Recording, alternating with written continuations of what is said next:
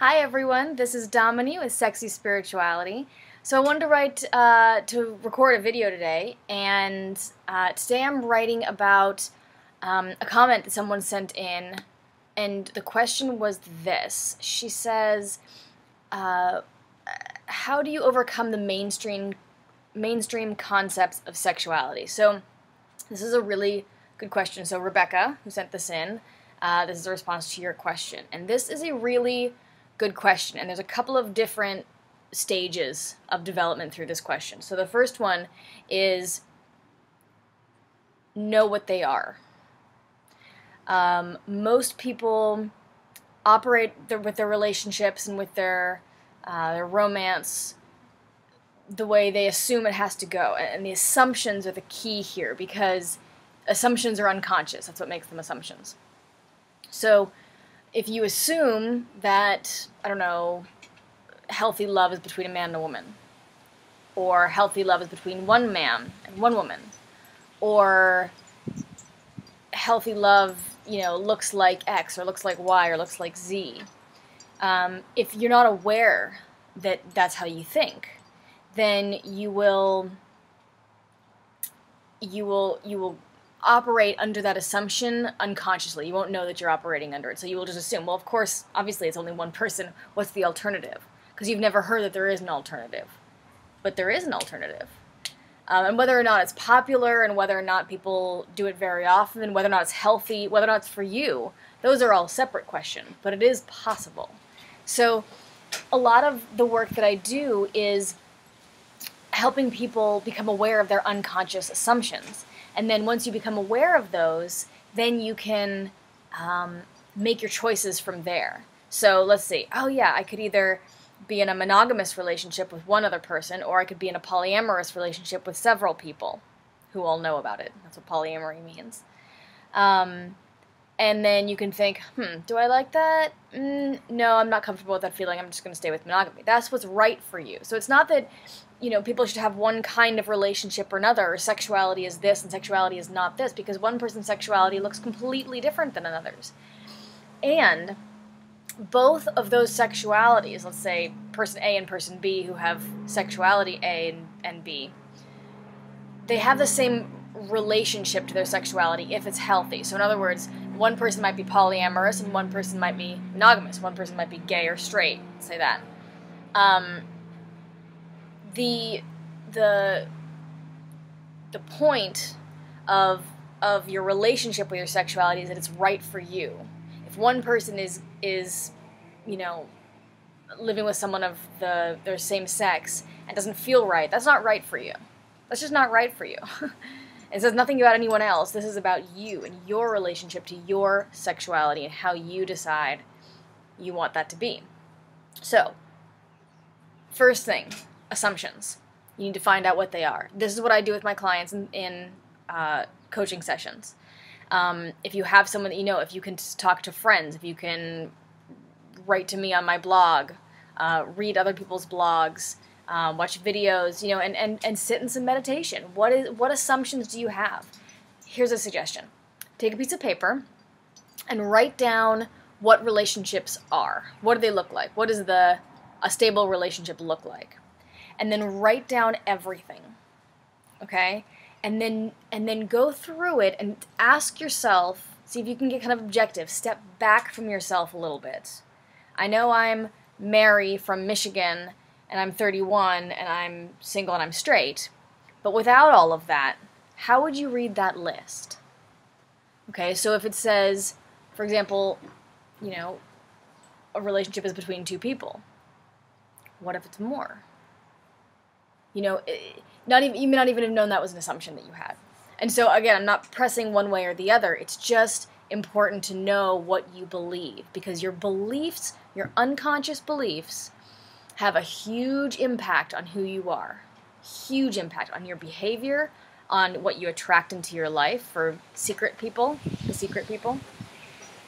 for your methods of behavior, what you think, what you believe, what you see, truly what you see. The physical world will change. Your psychology affects a lot. So that's all another video. But okay, so first, We're still on number 1. So, accessing your unconscious assumptions. You need to know what they are. Once they are conscious, then you can choose. Okay? Then there's the next step is more even deeper inward. So the first step is kind of inward in the sense that you're expressing who you're expressing your unconscious. You're bringing your unconscious to consciousness. Now, the second piece is more inward. Okay? What is it that sexuality brings to your life? What is its purpose? What are its boundaries? Is there anything in your life that is not sexual, that has no sexual energy? What is that sexual energy? So there's a whole other level after you find the beliefs. Then which one is right for you? So how do you want yours to look? Now this can be tricky because this brings something up which is around getting what you want. And there's a lot of issues with people around getting what you want because most people don't want it. Or, more likely, they want something that is not what they think that they want. So, I've dreamed my whole life of a pink house, and if I get a pink house, it doesn't make me happy. It's because I probably never wanted that pink house. Maybe my sister got a pink house, and I love my sister a lot, and I want to be just like her, or maybe mom loved her more, and I want a pink house so that mom will love me. What you really want is mom to love you. What you think that is going to look like is a pink house. So, and this can come up a lot in sexuality. Let's go back to monogamy, polyamory, or gay-straight, and gay-straight. If mommy always wanted children, you might marry a man. A woman might marry a man, because that's what women do.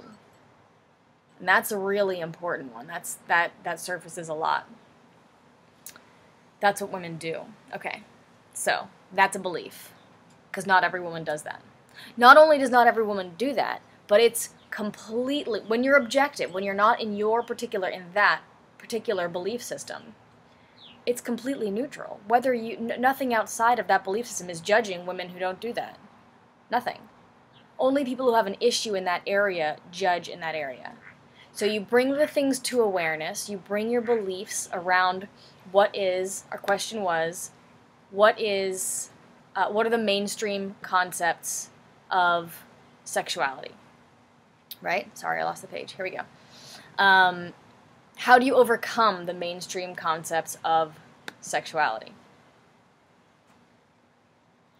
You need to choose for yourself. And ultimately, that's what it comes down to. And non-ultimately, there's a lot around that. Like, a lot around that.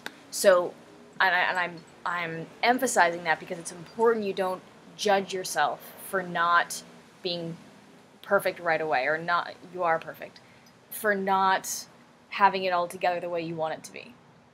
There's a lot in sexuality. It has to do with your childhood. It has to do with your parents. It has to do with your life experience. Some is just who you are, what you've incarnated for in this lifetime. There's a huge realm. So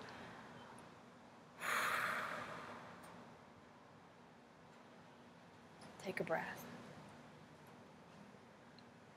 It's okay. It's very important that you be patient with yourself, that you let yourself relax. If you're feeling stressed, there's a forcing current somewhere. That's what stress is. You're pushing yourself, or letting yourself be pushed, which is the same thing, a direction which is not beneficial for you. So pay attention to yourself. Okay, this goes back to general guidance. Pay attention to yourself. Let yourself, be honest. Let's see, I've always wanted to be a ballerina. Ever since I was 6, I was going to be ballerina. Are you a happy ballerina? Or are you torturing yourself with bloody feet and not eating anything? Or are you torturing yourself with bloody feet, not eating anything, and it lights you up like nobody's business? That's great.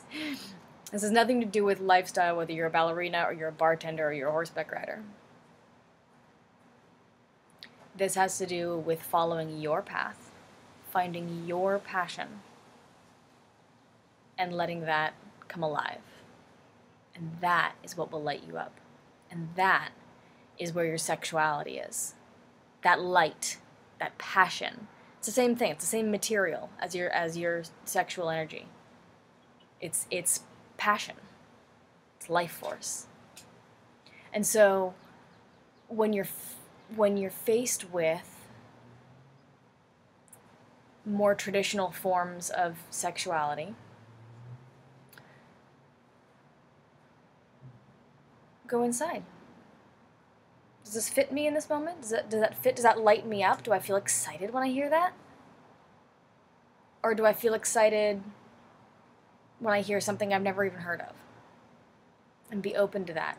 And then if that happens, try not to judge it. This is really important. Try not to judge it. Take a breath. Let yourself be surprised. The most wonderful thing, I'll just say this in closing, the most wonderful thing about this work that I do, this process that I've created, is it reinvents, it reintroduces you to yourself. It gives you the opportunity to learn who you really are, not who you think you are, not who other people think you are, but who you really are. Namaste, and I wish you a lot of luck with this.